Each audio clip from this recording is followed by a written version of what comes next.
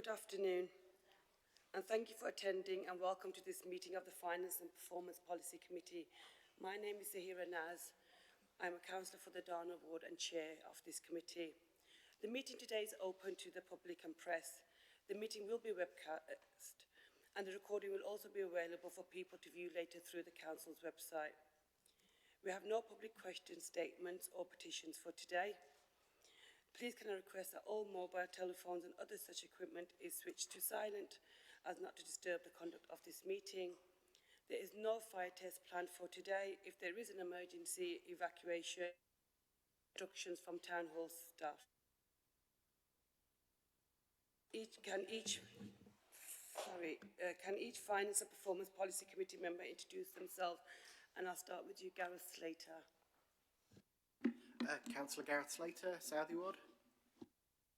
Good afternoon, Councillor Abdul Qayyum, Firth Park Ward, and Chair of the Licensing Subcommittee. Good afternoon, colleagues. Councillor Eldred from Manor Castle. And Councillor Douglas Johnson, City Ward and Chair of Housing. Councillor Martin Phipps, Councillor for City Ward and Green spokesperson for the committee. Good afternoon, Martin Smith, Councillor for Durham-Tolly. Good afternoon, Councillor Glynis Chapman from Osborough Ward. Good afternoon, Councillor Mike Leary from West Ecclesfield and Deputy Chair of the committee. Thank you, everyone. Item 1, is there any there's none apologies for absence. Item 2, exclusions of the public and press. There are no items on the agenda today that are excluded. Item 3, declarations of interest. Would members like to declare an interest in any of the items of the business of the agenda pack today? No? No, thank you very much. Minutes of previous meeting. There is a supplementary agenda pack. Have everybody had a chance to have a look at the minutes? Can I ask members if they can approve as a correct record? Yep, that's agreed. Thank you very much. There are no public questions, statements or petitions for this meeting today. There are no member questions. So we'll move on to item 7 on the work programme, and this is on page 17 of the agenda pack. And over to you, Rachel. Thank you, Chair. Good afternoon, everyone. On page 13 of the main agenda pack, you will see that it's the committee work programme laid out from there. And on page 14, there is 3 recommendations that we would be asking you to approve. On page 4, it shows, sorry, not page 4, item 4 in the work programme, which is the proposed additions. It highlights a new item that's been added to there. And then from page 19 onwards, you will be able to see all the agenda items for forthcoming meetings, and that is for you as a committee to discuss and agree, and if you want to make any further suggestions. So I will pass back to you, Chair. Thank you. Thank you, Rachel. Is there any questions, Councillor Dodd? Thank you, and thanks for this update, Rachel. In our we're kind of coming towards the end of this financial year, and in our budget for setting the plan for this year, we made a particular emphasis on prevention. And I know that we've had discussions in some of our pre-meetings about how we've been embedding prevention not only in the changes that we've made through Future Sheffield in this year's budget, but also how we're taking those forward into future years' budgets too. So I wondered if we could add an item to the work programme that kind of straddles our finance and performance remits in a sense, reflecting on how we're doing on that prevention priority and thinking a bit ahead about what that's going to look like in the future too. Thanks.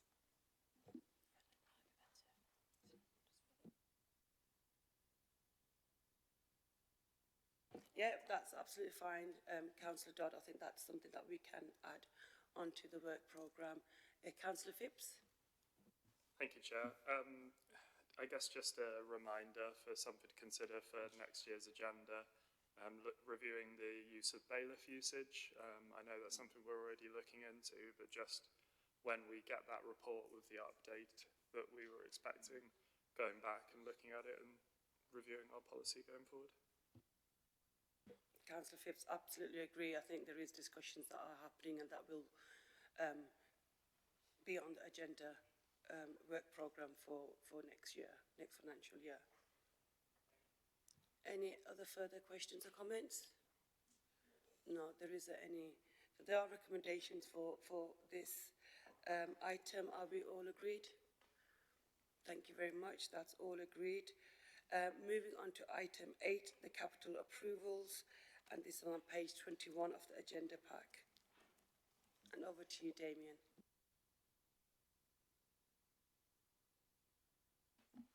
Thank you, Chair. I'm Damien Watkinson. I'm the Finance Manager for the Capital team. Just bring forward the additions, variations to the capital programme that have been brought through in the current month's cycle. I'll run through briefly each one, as usual. Transport, Regen and Climate Change Committee, we're looking at a 90k for feasibility for 3 pedestrian improvement schemes in the form of crossings at 3 sites that are indicated in the report, which are Broad Lane, Stradbroke Road and Hollybank Road. At the Stocksbridge Towns Fund programme, the pavilion scheme that was previously approved with a budget of 700k to be delivered by SCC has now got a new total cost of 618,000, and it's to be delivered by the cricket club itself under a grant agreement, as they're able to leverage in other funds that the council can't access. Under community parks and leisure, following on from the developments that are happening at Springs Leisure Centre, this is 798k for feasibility for the renewal of Concord Leisure Centre, reviewing a number of options for location and mix of facilities to be provided. The Ecclesfield Play Zone scheme is proposed to remove the budget for this scheme following the scope changes and cost increases that had occurred and concerns it wouldn't meet community requirements. The 70k match funding from SCC that was going into this scheme will be reinvested in the park, but there will be further consultation to establish what will be the preferred option for the use of that. At Stainton Park, following feasibility, we wish to progress 40k spend to install new zip wire and some accessibility and other environmental improvements, while further investigations take place into drainage issues on the site that were hopefully initially going to be addressed by this programme, but we just want to move on and make the improvements we can at this point. Under housing, it's proposed to add 125k to address substance issues that are affecting properties at Smeltwood Drive. This is going to involve remedial works to drainage, some resin injections at the site, also the removal of some trees which may be affecting the stability of some of the properties. Also housing, Local Authority Housing Fund Phase 4, following on from three previous phases where Sheffield City Council have been awarded grants. We've been awarded a further 865,000 to fund purchase and refurb properties to support Ukraine and Afghan refugee programmes. This will be matched with 775k of our own resources from our stock increase programme to secure up to 8 new properties. It's also proposed to commit 10.6 million as part of our ongoing stock increase programme to acquire 41 new homes at Shirecliff from the Sheffield Housing Company. Currently proposed to be 36 for rent and 5 for shared ownership, although that mix may be reviewed. Under Education, Children and Families, we're looking to commit 720k of our condition funding allocation for the first phase of works regarding Cartonol roof, following some health and safety issues that have emerged there. There's been a commission raised for a full replacement of the roof, but this initial phase is to address immediate health and safety issues, prevent further water ingress, and putting in place the scaffolding and other measures that will facilitate a full replacement, which will be expected in 2027. We're looking to put feasibility works to the tune of 75k at Rainhead School for the replacement, full replacement of their heating and hot water system. And then also to add a further 39k to take to a total of 255k to the Rowan Special School to allow upgrades to the quiet rooms at that site, on top of additional works that had already been put forward to improve sensory and quiet spaces. Under corporate estate, the Manor Library lighting replacement is supposed to spend 56k to replace all the lighting with digitally controllable LED lighting, future-proofing the site as halogen bulbs are being phased out. Also potentially offering some savings around expenses, running costs due to I've gone too fast. Savings from energy payments because these will be lower usage bulbs, and also the scheme is digitally controllable, so lighting can be adjusted from off-site if needed. It's hoped this might be a test of concept, something that could potentially be rolled out further across the estate. We've got a couple of grants to accept. The Local Authority Housing Fund Phase 4, which I referred to, which is 865k from the Ministry of Housing and Local Communities, and also 900k from South Yorkshire Mayoral Combined Authority for brownfield land release funding, which is to support an existing scheme, which is the building of new properties at Bole Hill View. There is also one grant for issue, which is to Stocksbridge Cricket Club, which again refers to the pavilion that we've also spoke about earlier. Sorry about that last little stumble. Thank you, Damien, for the report. Councillor Douglas? Yeah, thanks very much. I've got three things. The first thing is actually a question. So about the Concord feasibility work, I just want to ask at the outset, is that going to include solar panels on the roof? Only asked because it seems to be a bit of a tortuous matter with Springs Leisure Centre where it's really unclear, and it would be frankly mad if we didn't do that, but I'd like to be reassured that we're not mad. Are we mad, Damien, or are we going to actually get with the future and put solar panels on the next leisure centre? I can't recall if it's explicitly mentioned in the business case, but I will ask the project manager to confirm that. Great, thanks. I think it'd be helpful to have that at the outset so we don't have to have this same conversation now and again. Just the other 2 points I want to make is really welcome. The crossing on Rockingham Street is right by the walk-in centre, so it's really well needed. Otherwise, we're going to have far more people needing to go in the walk-in centre, and it's something that's has been flagged up for an issue for quite a long time for both me and Martin there, as it's in our ward. So I'm just plugging that. But the other thing is, I just want to say there's a really good news story on the council housing at Shirecliffe, because we all say that we want more council housing, and actually for once we get to make a decision accepting more of that. So again, for people who don't know it, this was one of the big council housing estates, very largely cleared about 20 years ago, and there's been open space there ever since, so it's good to get some new building going on there. I know there have been some fairly difficult and tortuous discussions behind the scenes to get a project that's viable, because of course it's still a very poor area in Shirecliffe, and that means that property values are low. It's hard to bring forward properties that are financially viable in that area. So it's really good to know that we are going to secure those for the council. I'm very much hoping we keep as many of those. It's earmarked as 36 for social rented homes, which is exactly what we want. So that's really good news. Very happy with that.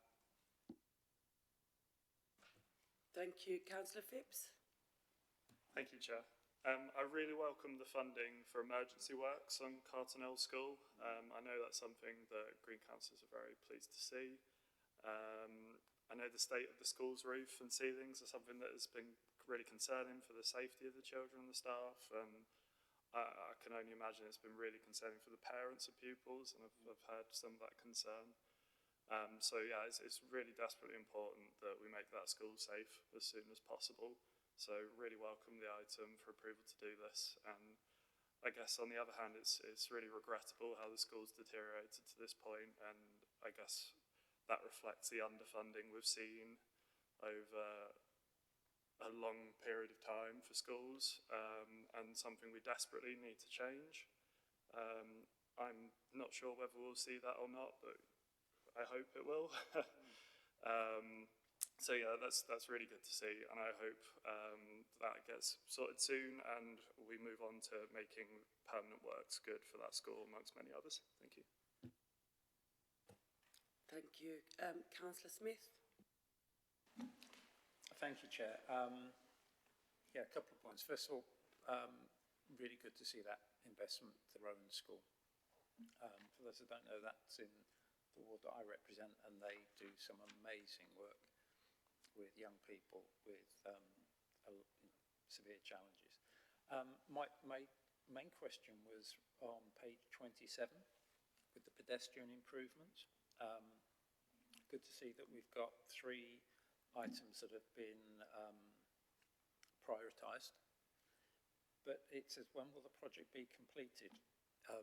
It's more than 2 years. So we've identified 3 places that are dangerous. Why is it going to take 2 years to put a pedestrian crossing in? Thank you. So I was speaking to the project team about that. So the allocation of funding that we've got for local plan from the MCA exhausts in 27, and then the next tranche starts. They've committed to schemes already, they say, up to the value they've got. So what they're doing here is starting the feasibility work on the next set of projects, so they're not playing catch up. So that's why I think what they'll do is review as schemes come in and out, whether that can be brought forward into current tranche. But at the moment, what they were saying, and that's why this is funded from the feasibility, revenue feasibility rather than capital, because they're saying, actually, we've earmarked everything that we've got so far. So at the moment, we're developing these in advance, ready to go forward. But like I say, there is often flex in that programme where some schemes might be slower than others. And so if other things can be accelerated, they will be. It was just not to put anything in here that says this, you know, we're definitely going to be doing this straight away. Thank you for that. So just for clarity, it's not when the feasibility work's going to be completed, it's when it's actually there. Yeah, that's when the actual physical works will begin. At the moment, like I say, there's probably some flex around that depending on how other schemes progress and whether other things slow. But at the moment, they've largely committed the whole of the funding that runs to March 27, so it'll be just waiting for that next tranche. But they want to, again, like I say, it's trying to get ahead of getting those projects designed so that you're not waiting to design them, so you can keep your programme running. Okay, thank you. Councillor Levery. Thanks, Chair. Ecclesfield Play Zone, is the money now ring-fenced for Ecclesfield Park for improvements, the full sum? So the full sum that was there included the grant funding, which we're not accepting because we're not delivering the play zone. Okay. I've just tried to have a look at the report before I came in that CPL committee approved. I think it was 70k of public health funding that was in there. Can go back and check that report again by the quick scan. So yes, that is ring fencing. I was looking further down that report, and that's what I said. I think there's still some consultation to be done on whether it's put towards a larger scheme or whether they move on and do something immediately. There were references to potentially extending electricity to the bandstand and things like that. So I think there are a number of options that were presented in that report that I think there's still consultation to be done. But that 70k, yeah, is still allocated to that part. 70k, thank you. Just on the roofing project, Captain Old School. I'm presuming the temporary scaffold roof structure to prevent further weather damage will not just be over the roof, it's going to be down the sides as well to stop rain driving in, because we're getting water ingress, aren't we, which is causing a major problem. I've not seen the full design, but I understand that's what's been worked on, because there's got to be edge protection as well for potential slipping tiles and things like that. But I've not seen the full design that's been worked on. Obviously, this was brought forward at some pace to make sure we can address this scheme, but that's what designers will be working on now.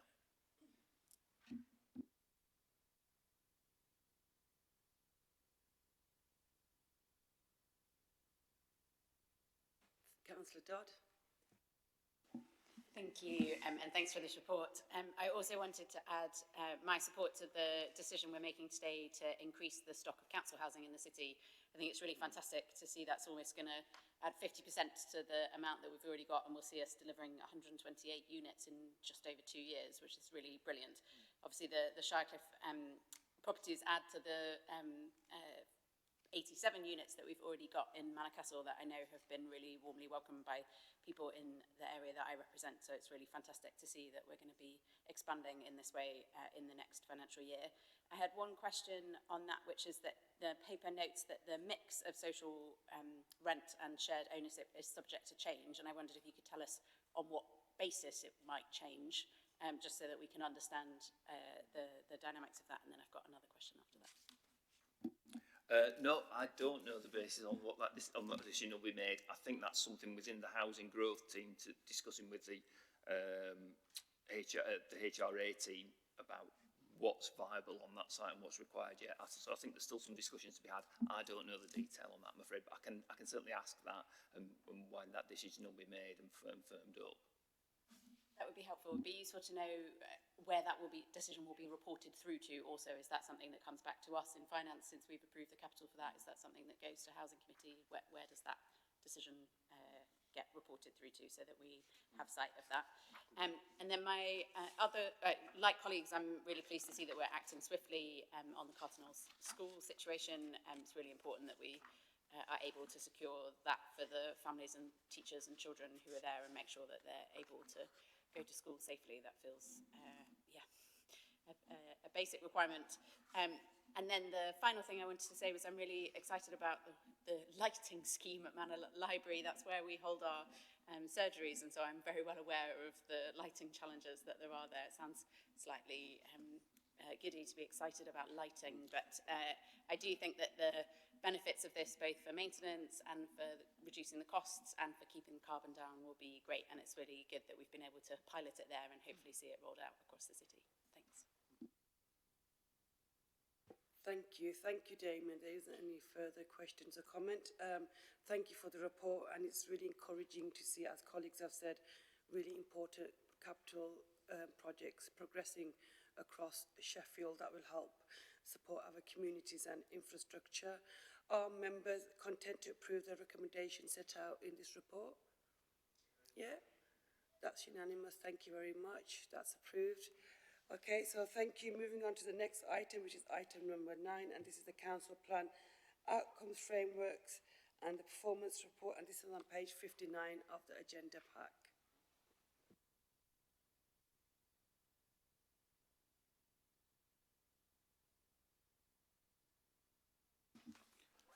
Good afternoon, I'm James Ford, Head of Performance and Insights for the Council. I'm going to be joined, Chair, today by some colleagues from City Futures who are going to be available at request of the committee during the pre-meeting to answer any questions about the final measure that's in the Strength and Challenges report about council greenhouse gas emissions.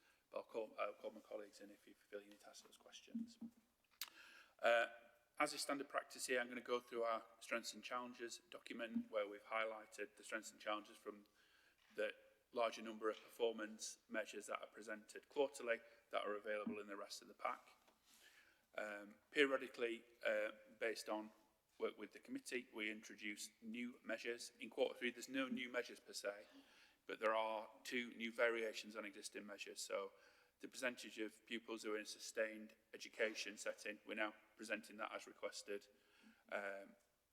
by the apprenticeship destination following Key Stage 4. And a second education measure, pupils achieving levels 4+ in English and Maths at Key Stage 4, i.e. GCSE results. We're now providing the split requested by SEND Support and pupils with the Education, Health and Care Plan. Just looking forward to next quarter, we will expect to see some new measures pertaining to the Everyone Active leisure contract. They're still draft, but they're expected to be participation levels, ethnicity, diversity of users and customer satisfaction, and still to be developed the financial monitoring measures. Going into the strengths and challenges and starting with outcome 1, we've got an update around the percentage of newly made education, health and care plans completed in 20 weeks. Q2, when we last reported, we were seeing good performance really back towards the target of 45%. Unfortunately, in this last quarter, we've seen that decline up until the end of the quarter, now at 17% at the end of the quarter in December. If we look broadly at the expansive narrative provided by service, There are factors here around demand.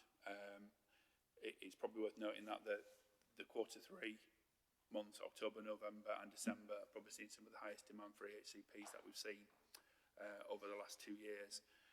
And nationally, that's growing. EHCP levels growing about 23% nationally, 27% for Sheffield, based on the last available comparative data that we had. What Service also outlined here is their really commitment to quality in the plans, but recognising that they need to bring that together with timeliness, and that they're hoping to recover this through the actions that they've set out in the document. Again, this will be looked at in more depth at the Education and Children and Families Committee. Moving on to another challenge within Outcome 1 is the number of our families registered with a family hub. Just a note on this one, the target is set yearly, so the target increments by 20% based on what's been achieved in the last year. So in subsequent years, the service has met that target and then subsequently stretched themselves by incrementing that target by a further 20%. I think as it's outlined in the narrative, it's going to be very challenging to meet that target based on Q3 numbers of just over 4,500. And we have included an update here of the early January and Feb data that indicates an increase, but still 3,300 families will need to be registered by the end of March to meet that target, which Service recognises is challenging. It's worth noting that this is a throughput measure, not an impact measure, and there are a number of other measures in this space. Service has outlined a number of kind of initiatives that they're taking around different teams, registering in different ways, regular data quality checks, and new ways of registration to kind of drive up that throughput through family hubs. Service also recognise that there's other measures linked to that they're going to work through at directorate and service level, just to monitor the impact of registration on the wider early years performance. Finishing Outcome 1 on an improvement, the number of first-time entrants to the youth justice system per 10,000, aged 10 to 17 years old. As you can see from the graph, performance in Q2, which is always one behind for this measure due to the nature of how the data is collected, we're always a quarter behind. Some measures we're now in Q3. We're now seeing the best improvement that we've seen since Q2 2022-23.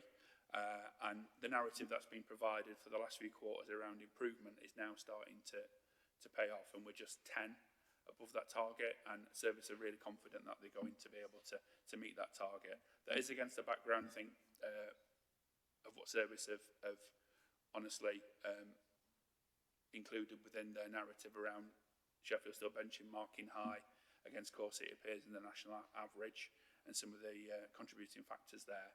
But there's further hope that the continued work with South Yorkshire Police on the out-of-court resolution and diversionary practices will see this measure improve significantly as we move throughout 25-26 and into 26-27. Moving on to great neighbourhoods that people are happy to call home.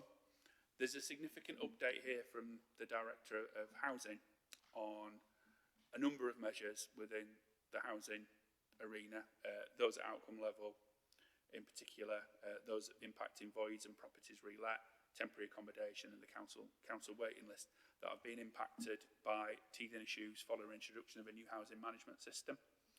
The narrative goes on to explain the kind of turnaround and the corrective issues that are going to take place within that area, with the hope that normal performance will be resumed within 3 to 6 months, recognising that a lot of those measures have been on an upward trajectory since we've started measuring them within the outcomes framework.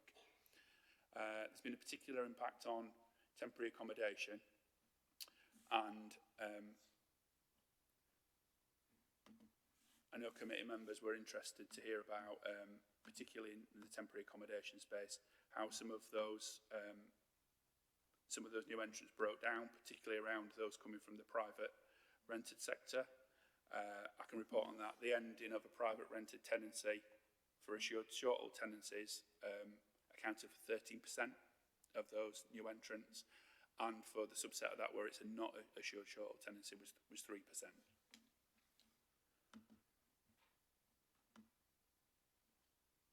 Moving on to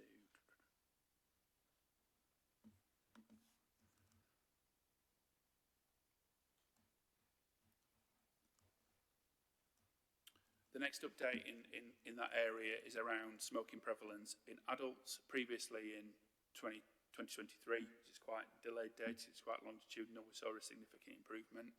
The survey data here has showed an increase, so it's gone the wrong way to 11.5%. The view from service is that this is not seen as statistically significant at this point, and we're still trending well in comparison with Yorkshire and Humber and other core cities. Highlights some of the challenges there and hope for that said, still an improvement here in future years.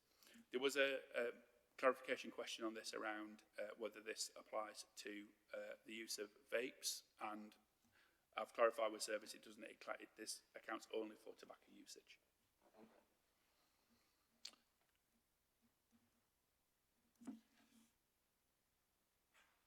Chair. Councillor Luke. Carry on. Just a strength in this area, we've seen percentages of household waste recycled sustain in its performance throughout 25-26. And we anticipate further improvements as a result of decisions made by Environmental Service and Regulation Policy Committee around a wider range of recycling, collection and increased provision. Compared to core cities, Sheffield is currently the third highest proportion of waste reused, recycled and composted. Moving into outcome 3, we've seen annual net household income. That's income after council tax, benefits, etc. have been accounted for. Your net household income increase across all LAC areas within the city, a 20% increase in some areas from 2019-20 to 22-23.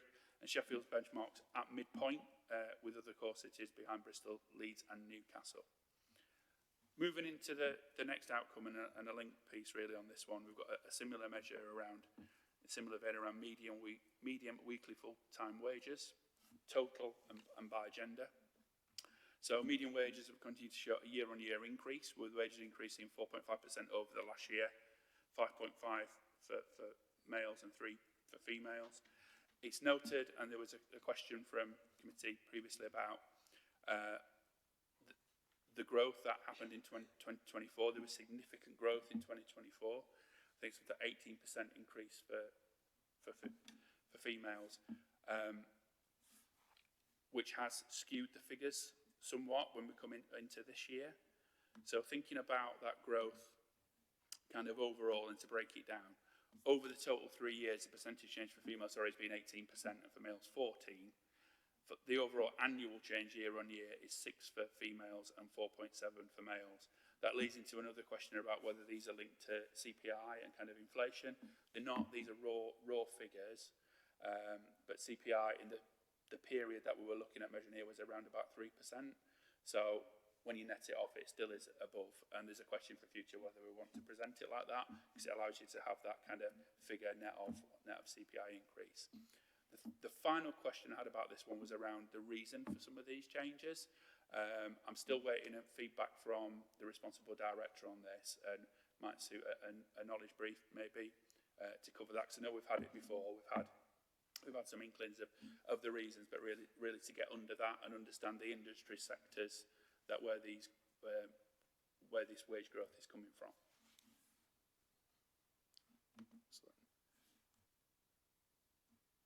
And then the final outcome and the final challenge we've got is around our total council greenhouse gas emissions. So looking at the data as it stands, the latest data shows a 10.1% increase over 2024 in the previous year. There's some narrative there describing some of the reasons for that, but just recognising I've got colleagues from this area here I'm sure you've got some questions for that we talked about previously. So in terms of that is the end of the strengths and challenges across our 5 outcome areas. Thank you very much, James. Councillor Phipps. Thank you. Sorry if I kept putting my hand up there. Didn't realise if you'd seen me or not. Thank you, James, and thanks for everyone's work on the report. I really appreciate it. Yeah, I was concerned to see that the council's carbon emissions for 2024 have shown an increase from the position at 2023. I know the report mentions there's some reasons this has happened, like billing reasons, etc., like gas being logged against one year that should have been against another. But could we have a bit more detail in general on that, because it's still quite high level, and our council's carbon emissions are kind of cross-cutting across the entirety of the council's decisions, really. So it's quite a broad thing. So it'd be interesting to have a bit more detail now, if possible.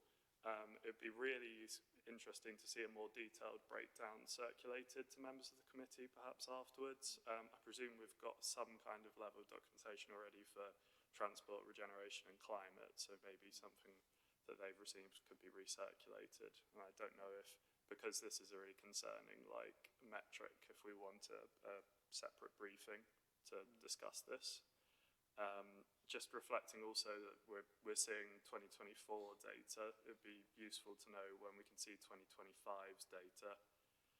And finally, I guess I was just looking at thinking that actually this is council emissions, which is a useful metric, but I wonder if we should also be tracking the city's emissions as well as a separate metric. Sorry, that was a lot of things, but it'd be interesting to hear a breakdown of what's gone on and to have some more information circulated following this meeting. Thank you. Thanks, Chair. I'm Andy Nolan, Assistant Director of City Sustainability, and this is Laura Ennendale, Programme Officer in my team. The issue with the emissions of primarily gas and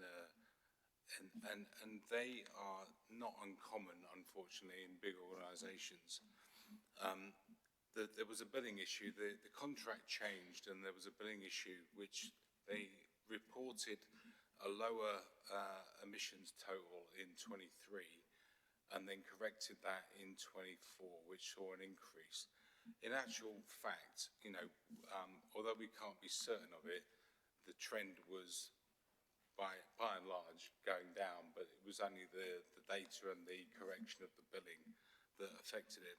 Of course, we're trying to improve that all the time, and we anticipate that 2025 will see much better data. The energy team have assured us of that. I think that's, and then I think your second question was about city emissions, which we do, we have a duty and a responsibility to report on that. DESNES produced the data, and we use that data. So we will see that produced in a report probably about September this year. Is that okay? Do you want to add anything, Laura? Yes, so just in relation to the non-domestic emissions as well. So because of that issue, so it has been resolved moving forward, but it does mean that there is missing data, historic data. And as Andrew said, it means that it artificially lowers what we saw in 2023, which by its nature artificially inflates 2024. So what we've also done is remove the maintained schools out of the non-domestic data, so take that issue aside. And the rest of our estate has reduced in emissions, albeit not at the pace and scale that we are really needing for 2030 net zero. But it does identify that that is the key issue in relation to the non-domestic emissions. And yes, the city data emissions, they're reported in another measure in the report, which I don't have to hand, but it's like the next one in the report. So that gets provided around June, July sort of time each year, but that has an 18-month lag on it.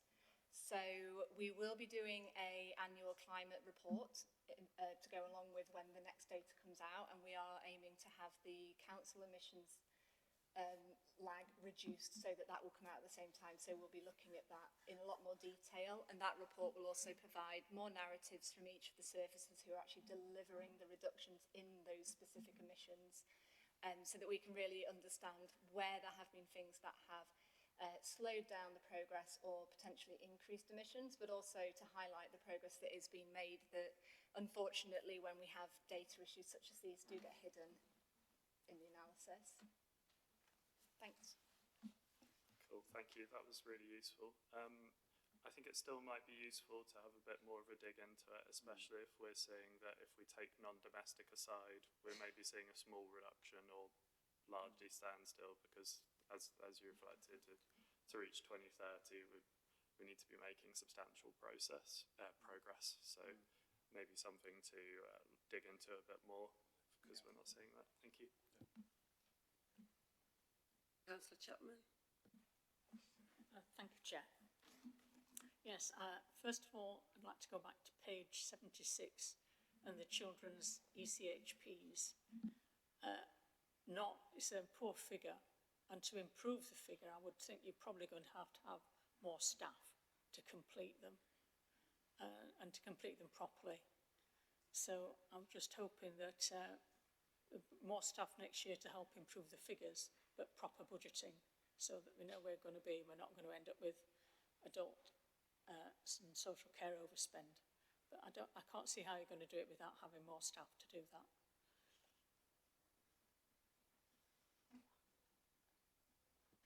Thank you for the question, Councillor Chapman. So there is quite a lot of things happening within this area of work. So we have a Centre Improvement Board, which is chaired by Edwina Grant, an independent chair, that meets on a monthly basis. And education, health and care plans was one of the key priority areas that was identified by CQC and Ofsted when they came in to visit us just about, it's a year ago. It was a year ago Friday that they gave the feedback. What we've undertaken over the last year is real stabilisation, so we have increased the number of staff. We've also brought in permanent experienced leaders into that space, so we have, since September, we have Steve Kay, who's Director of Belonging.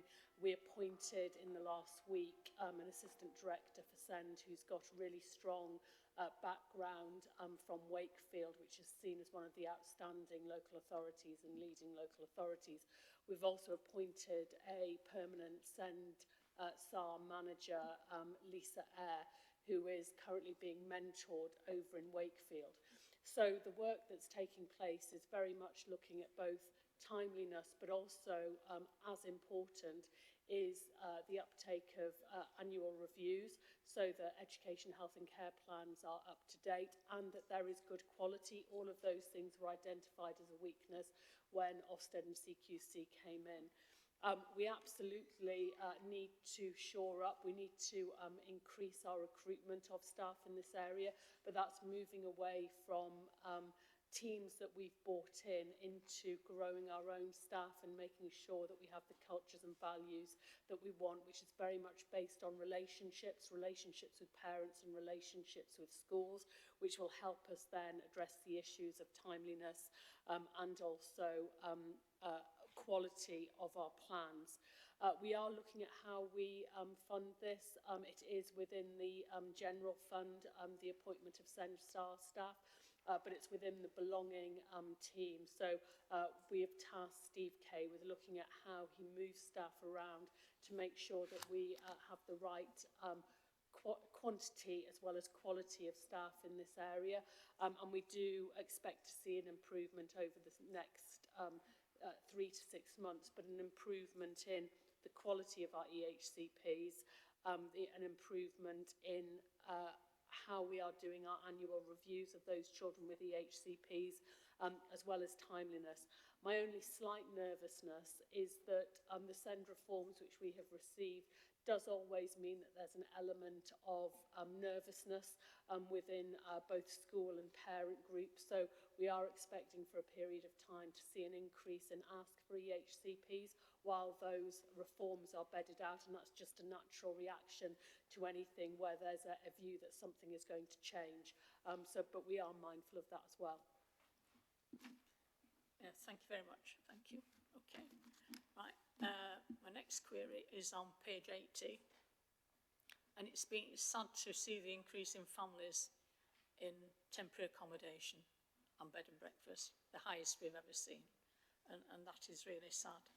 And I've just wondered whether anything been done in the council to help people in private accommodation, not just council, to make sure that they don't fall and have to move home and end up in our temporary accommodation. Because private accommodation, private rented owners, they need support as well if things are going down. So I wondered whether the council were doing anything about that. And lastly, my question is on page 176, number of new homes completed. Not very many compared to the number that are supposed to be in construction. And I wondered where these construction figures were coming from, whether it's from the planning department who's saying these are what homes that have been passed and are going to be built but won't be under construction yet. Because the number of homes that are completed is very low compared to the number, in some cases you've got 150 completed but 4,000 under construction. Well, where are these 4,000 homes? I mean, I know for myself, being on planning, that there's a development at Park Hill. Planning permission was given 6 years ago, and it had, 3 years ago, and that was the second time it came to planning. And there's 250 homes there. So that must be included every time in these figures. Well, there's no way it's under construction, not started. And it just seems a bit odd. Thank you, Councillor. As those are both quite specialist housing questions, I'm going to take both of them away and, as I've done before, come back to you next week with answers to both those around the help for those people in private housing and the questions around homes completed. Right, thank you very much. Councillor Smith. Thank you, Chair. Can I just say that there's an awful lot of good stuff in here, but human nature being what it is, sometimes you focus on the bits, oh, that doesn't look so good. So with that in mind, I was just particularly looking at the trend on apprenticeships, which is downward, and our comparison against the authorities that we, let's face it, compete against, we're getting slightly worse. It's not a rapid decline, but it's a slow and steady decline. And given the nature of Sheffield's economy as well, apprenticeships are really, really important for us. So do you have any further knowledge or background information as to why that continues? I know a lot of work's gone into it, but it doesn't seem to be delivering the results yet. If I can come back on one other thing after this, Chair, thank you. Yeah, and I think we drew that measure out specifically, didn't we? Drawing it out of the general kind of education and employment piece to draw that piece out. I think, again, that would be a question for my colleagues in lifelong learning and skills around the specialism, and come back to you, Councillor, on that next week. That'd be great. I'm sure other people will be interested in that one as well. The other one is just a quick question. We spent a lot of money on setting up a Welcome to Sheffield website. We don't seem to have been running any campaigns on it, according to this. We've got a couple coming up, but again, do we know why? Again, Councillor, I'll take that one away around the website and come back to you next week. The website exists. Yeah, it's the campaigns, yeah. We don't seem to be leveraging it. Yeah, so if I get a report on current campaigns and campaigns that are coming forward and use of that website from comms colleagues. And one final just generic thing. You started out by saying that we've got some more measures that are being introduced. We've already got a lot of measures. So is there a risk a generic risk in, if we keep adding more measures, it's more and more difficult to focus on the stuff that's really important? So if we keep adding new measures, are we dropping some? Yeah, so that's a really good question. And I think from the work that we did over the summer to add, or in case of the apprenticeship, kind of vary the measures that we've got, I think there's probably a juncture point almost 2 years into the council outcomes framework, and then also the publication of the local government outcomes framework to look at some further alignment, which might mean changing some of these for as part of a future review. But I do take your point. We don't want to add too many more to this, and we want to allow the other committees to function as well, that have subsets of these measures, to allow the detail to take place at the appropriate level. Thank you. That's all I've got. Thank you. Councillor Smith, Meredith wanted to come in on your questions around apprenticeships, if that's okay. Councillor Smith, can you just point me to the page that you were looking to around apprenticeships, because there's probably different pieces that we can look to. I think according to, it was page 90 or thereabouts. About 91. So we are higher than our core cities around apprenticeships, which is a good thing. But there is considerable work that we are doing and we continue to do.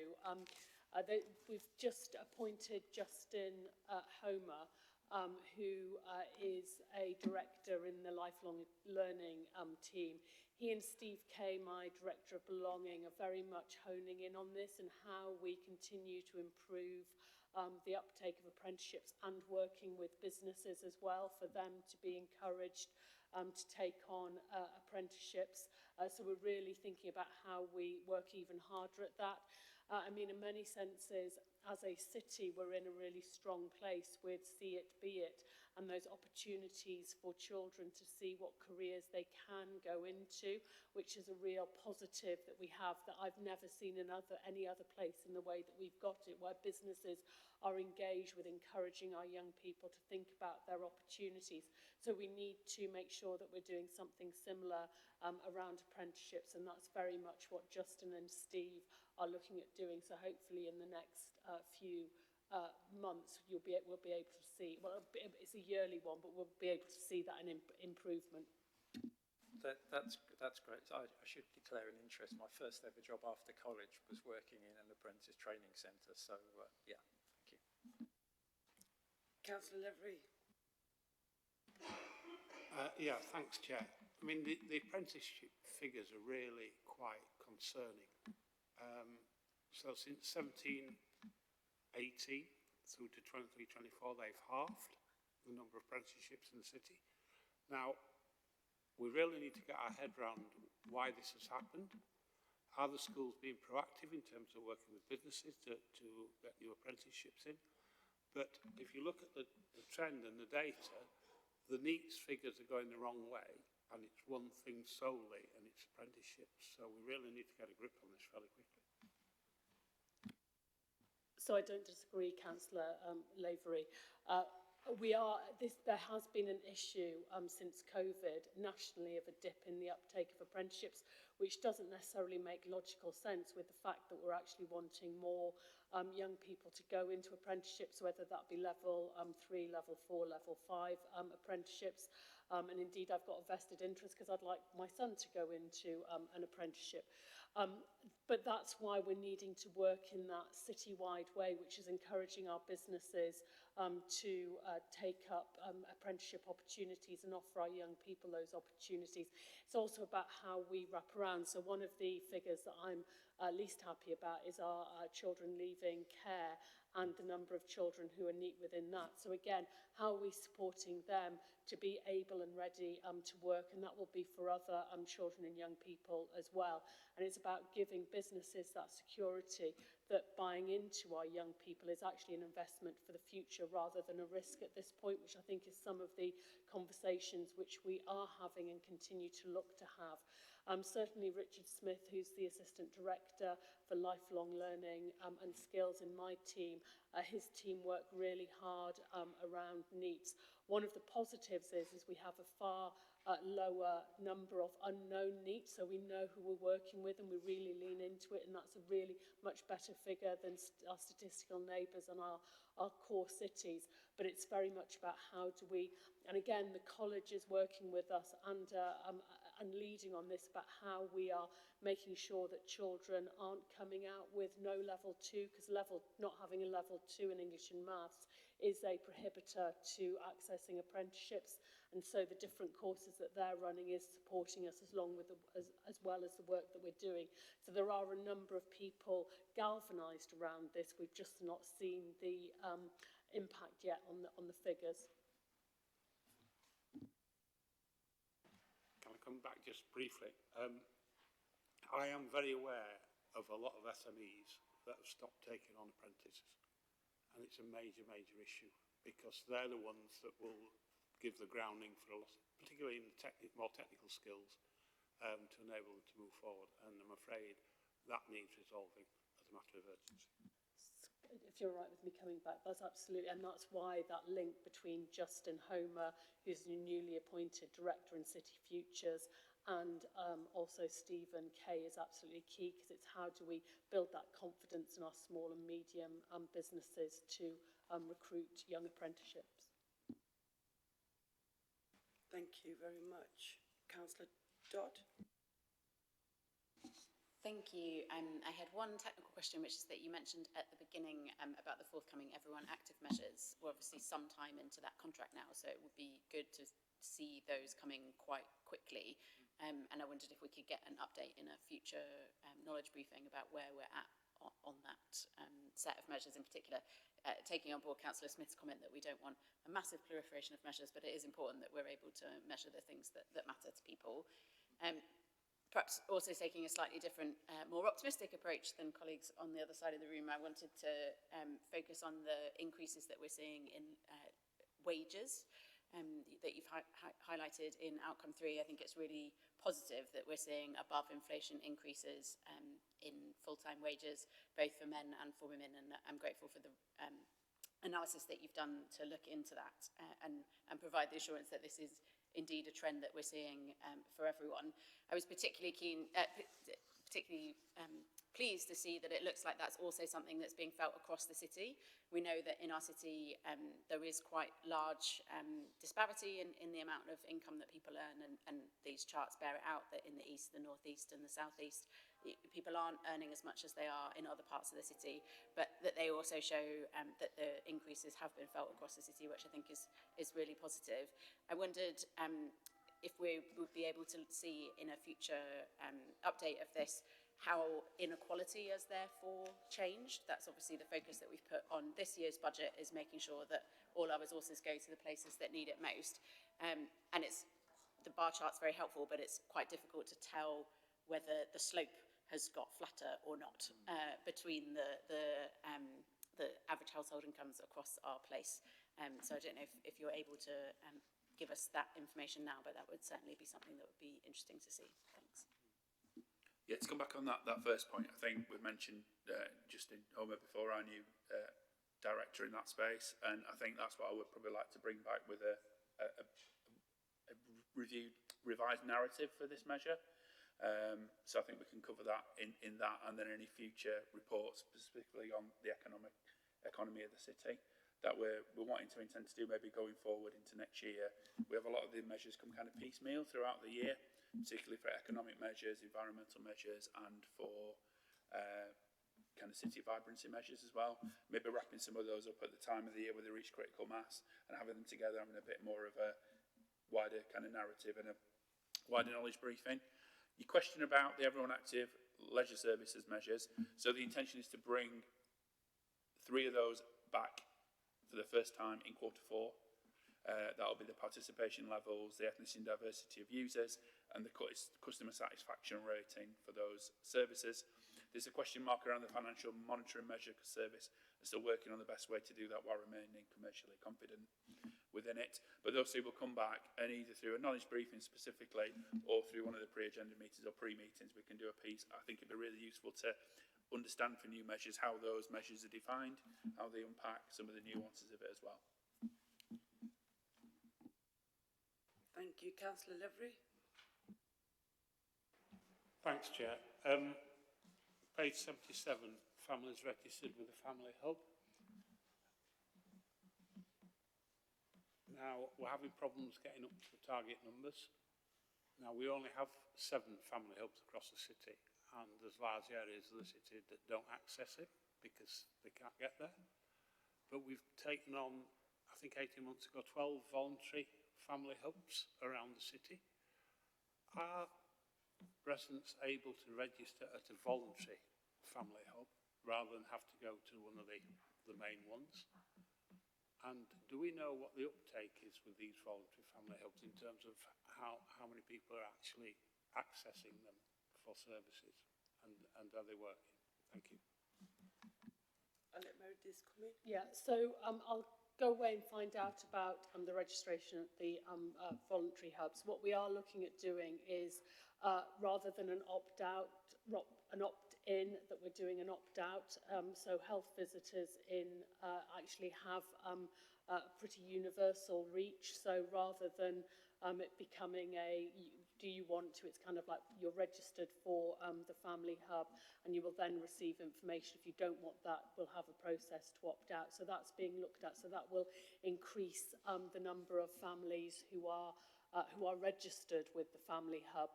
What that really means, and what is more important, is how then is there that interaction in the community and in the place to support parents and young children, and that links through to the Best Start for Life strategy and our early years strategy as well. We know at the moment that our take-up of free education learning places, particularly from our areas of disadvantage, is low, and we know that therefore that impact, that long-term impact for a child when they're starting school, have their good levels of development, and if they're not reaching that, then that basically continues throughout their school career, that gap. So that's why this figure is so important, and that's why then it's about how do you convert that into people accessing the opportunities for their children that they have. So we're really mindful that this isn't good enough, so the team are looking really hard about how they increase that. But I'll also ask the question about the voluntary family hubs, because they're all part of the network, because it's not about the building, it's about how we are doing things collectively in place. Yeah, if I could just come back on that as well. So from dialogue with service, they're using other teams as well, such as the infant feeding team, some of the outreach teams to register as well. And certainly I think when we come back with this one next time, we've got quite a bit more detail on localities and other sources. Don't know if it answers exactly that question, Councillor, but we've certainly got quite a bit of detail on the kind of demographics and geography of the registrations. Councillor Dodd. Thanks, and thanks to Meredith for that update as well. It strikes me that at the point that we make it an opt-out system, the merit of this particular metric will hopefully go down, since all it will be telling us is the number of people who don't need our help or somehow don't want it or don't value it or whatever, which is useful, but it starts to make this as an input measure even less sort of relevant to the outputs that we're hoping to see, or outcomes that we're hoping to see from our family hub. So I wondered if together the service and the performance team would be able to think about whether there's a different metric that we should be using in light of that change of policy that would give us a better sense of how well our family hubs are performing voluntary as well as the council ones. Yeah, that's a really good question, and links into the review I talked about of the aligning this framework as part of reviews with the local government outcomes framework.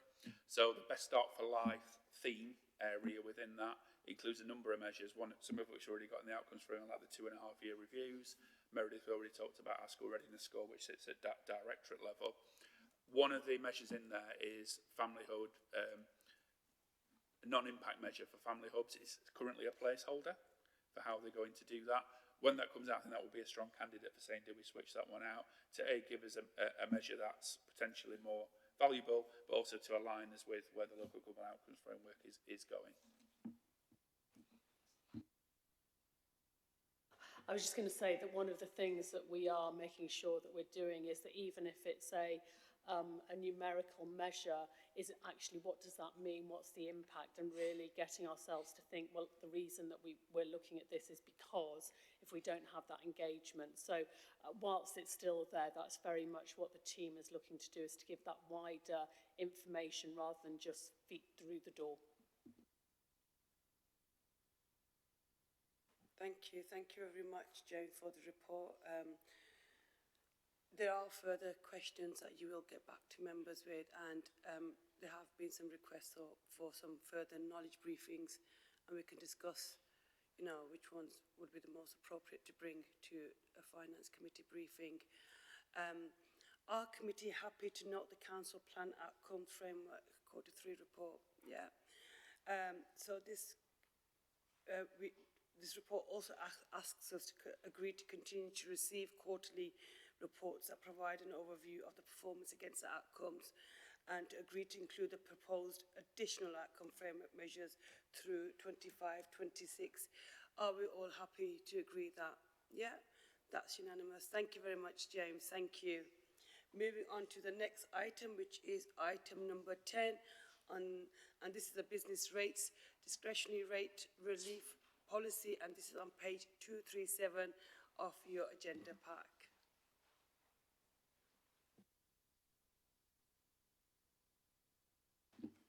Good afternoon, Chair. Good afternoon, everyone. My name is John Squire. I'm a finance manager, and I manage the Revenues and Benefits Policy and Support team within the Council's Revenues and Benefits Service. I'm here today to present a paper with regard to the Council's non-domestic rates, business rates, discretionary relief policy. The paper outlines the background for the need for such a policy, proposes updates to the policy to remove expired reliefs, allow flexible backdating of some of these reliefs, reflect reliefs announced as part of the National Evaluation of Business Rates, namely the expanded 2023 Support for Small Business Rates Relief Scheme, the introduction of the 2026 Support for Small Business Rates Relief Scheme, and the introduction of pubs and live music venue relief scheme, which will run from 2026 for 2 years. The paper and the amended policy also sets out the criteria for the award of such reliefs, the impact that they will have on ratepayers across the city, how the reliefs will be awarded, subsidy control issues for businesses, and notes that the reliefs that are awarded in line with the criteria outlined in the policy will be fully funded by central government. The report further notes that the award and the continuability of the council to make these awards of reliefs provides some much needed financial assistance to businesses across the city. I'm conscious that we covered quite a lot of ground over these issues in the pre-meets, so I'm happy to leave it there now, but take any questions from members. Councillor Smith. Thank you, Chair, and apologies I missed that pre-meet. Are these reliefs automatic? So the reliefs that are coming in as a result of the national revaluation, so that's the Support for Small Business Rates Relief Scheme 2023, which is extended for 1 year in the next financial year. The 2026 Support for Small Business Rates Relief Scheme, which will run for 3 years, and the Pub and Live Music Venue Relief, which will run for 2 years from April 2026, will be automatically awarded based on the information that the Council holds to all eligible businesses. Where businesses don't get the relief automatically awarded, but think that they should have the relief awarded, there will be an application process for those businesses to apply and set out their conditions for eligibility. Oh, thank you, very clear. So is there a, if I describe it as a proactive link with the Business Sheffield teams? Yes. So we're knocking on doors, but whatever. We've done a lot of work in the run-up to the 2026-2027 annual billing exercise to engage with businesses to determine the exact nature of their businesses so that we can award not only these reliefs but the different multipliers that have come in which aren't subject to this policy. We've worked with Business Sheffield and continue working with colleagues in Business Sheffield to get the message out to high street businesses so that businesses are clear on what reliefs are out there and what they should be either getting automatically awarded or making claims for. Okay, thank you very much. Thank you, Chair. Councillor Every. Thanks, Chair. I think the last brief we were still waiting on some more information coming from government. Was that right? Or have we got everything in place now? Everything's in place now, Councillor. And when does it start? 1st of April? 1st of April. Thank you. Councillor Douglas. Thanks. A couple of possibly governance questions, really. One is just think about removing the policy on some of the existing reliefs that will be expired. But do we not need to have a policy that addresses how we will continue to deal with those residual cases of those? And it might be a technical point, but just want to make sure, because they won't completely disappear. They'll still be being dealt with within our team, your team, John, weren't it? Does that question make sense? Do we need to have that policy in there about how we deal with those residual cases? I think the majority of the reliefs, or all the reliefs that are being taken out of the policy as it stands, are reliefs that no longer exist, so they can't be applied for in any effect. So, and the backdating provisions that we're talking about in this report won't apply to those reliefs. So I think we are covered on that, Councillor. Okay, so they are completely obsolete, so that's good, they're not in the system anymore. And just the other thing is, are we actually being asked to approve this form? Because the recommendation just says we're noting the changes. Do we need to make a committee decision to approve this? Maybe I misread it. Yeah. It's noting some changes and approving some. Yeah. Yeah. So there was, so you see, approving the implementation of reliefs, is that effectively incorporated into the policy that we're then being asked to approve? If everyone's happy with it, then fine. I'm just want to make sure what the status of this policy will be, if it's approved by members or if it's an officer delegation, strictly speaking.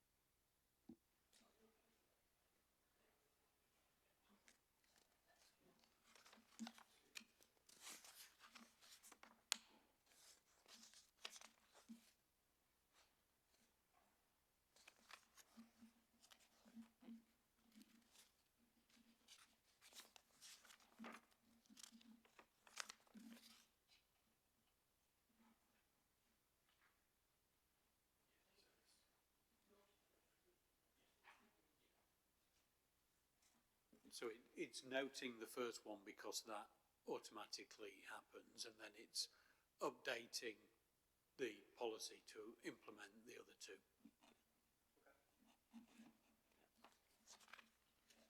All okay with that? Thank you, John, for the report. I think this discretionary rate relief is important for local.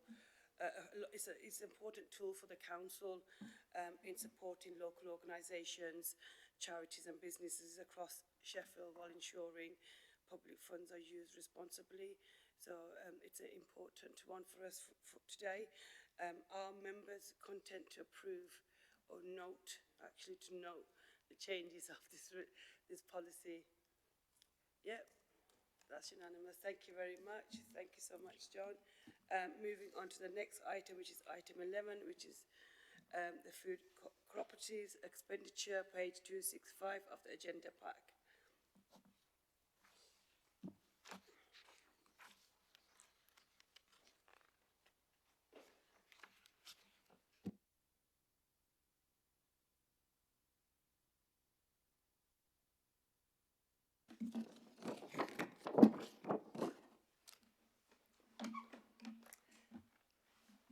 Hi, so I'm Lana Simpson. I'm a public health practitioner in the public health team in the council. So I'm here to discuss the food cooperatives item.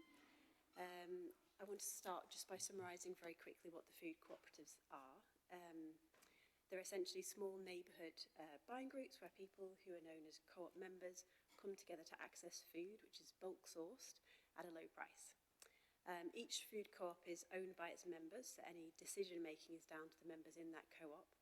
And in Sheffield, the food co-ops have a specific focus on supporting people living in the most deprived areas of the city and those at risk of experiencing food poverty. So Voluntary Act in Sheffield have been delivering a food cooperatives project for about 2 years now. And this next phase is looking to expand and strengthen the food cooperatives for a further 3 years. The food cooperative projects falls within the wider food strategy. And this paper that I brought today builds upon a paper that my colleague Liz Harris brought to the committee in August 2025 regarding the food strategy budget. And this included an intention to allocate budget for the food cooperative project. So this paper is essentially the next step to provide a bit more information on the food cooperatives project. and specifically to get approval to enter into and award a grant agreement to Voluntary Action Sheffield to deliver the Food Cooperatives project for 3 years. The grant will be for a total value of 105,000 over that 3-year period from the Ring Fence Public Health Grant. So yeah, welcome to answer any questions. Is there any questions? Councillor Douglas? Just one. It's very welcome, and I think we'll all agree on that. The food co-ops, can you tell us how they're spread across the city? Does it work like that even? So there are 10 active food cooperatives to date. They are, I can find an exact sort of a map if that's useful afterwards. They're more located in the east, but essentially they're focusing on more deprived areas, so they kind of reflect that pattern really. Yeah. Good. So that sounds like a place of maximum benefit. Great, thanks. Councillor Dodd? Thank you, and thanks for bringing this paper. It's really a great initiative, I think, something that seems to be delivering both health and financial benefits to families that most need it. So definitely keen to support it. I wondered, given that this is a kind of renewal of a scheme that's been existing for a while, what evaluation or kind of even less formal sort of storytelling is it possible to do about the good works that this scheme has been able to deliver over the first 3 years that might also encourage more people to set up food co-ops and for the kind of spread that greater benefit? Thanks. Yeah, so something we're really keen to explore over the next 3 years is kind of better understanding that impact in terms of the food cooperatives. As you mentioned, there's kind of a range of different impacts we'd like to look at, not just the financial benefits, but also thinking about the sort of health and dietary, but also the social benefits as well. The first couple of years has explored probably more of the financial benefits, and there'll be a little bit of information in terms of the sort of social and sort of wider benefits in the first couple of years. But I think in years, kind of the next 3 years going forward, that's something we want to understand in much more detail. I will say that in terms of the broader kind of academic literature in this space, there is some literature in terms of the benefits of food cooperatives, but there's a real need for more evidence in this space. So I'd be quite keen to look at, from a Sheffield perspective, how we can add to that picture to understand kind of how people are benefiting from it.